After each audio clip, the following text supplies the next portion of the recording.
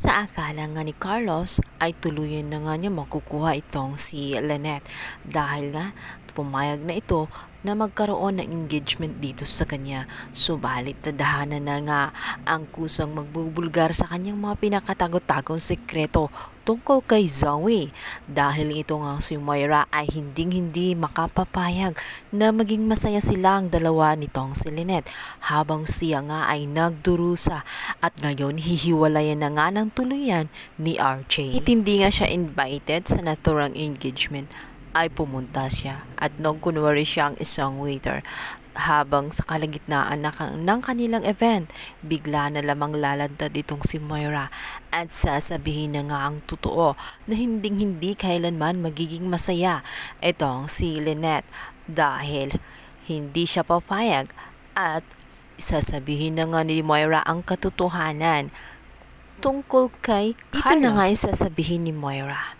Kung ang sakala ba daw ni Lynette ay nagiging panalo na siya, pues hindi daw ganon dahil sa kanyang mga hakbang ay mas lalong maging dilubyo ang kanyang buhay dito nga kay Carlos, lalo na't may isang lihim na nakatago na matagal nang dinadala-dala hanggang ngayon nitong si Carlos. Naman labis na ikinabigla ni Lynette ang sinabi nitong si Moira. Maya-maya nga ay pinalayas na nga itong si Moira dahil alam nilang nanggugulo lamang ito at sinisira lamang ang event na ginagawa nila.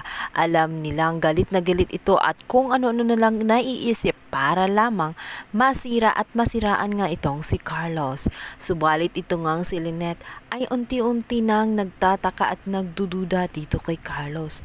Kaya naman habang hindi pa nga sila sa simbahan nakarating ay sisimula na nga siyang maging mapamatsyag dito kay Carlos. Susubaybayan niya ang mga galaw at kilos nito. Malalaman na kaya ni Lynette ang lihim nitong si Carlos? Maniniwala kaya siya ng tuluyan sa mga babala nitong si Moira? Abangan!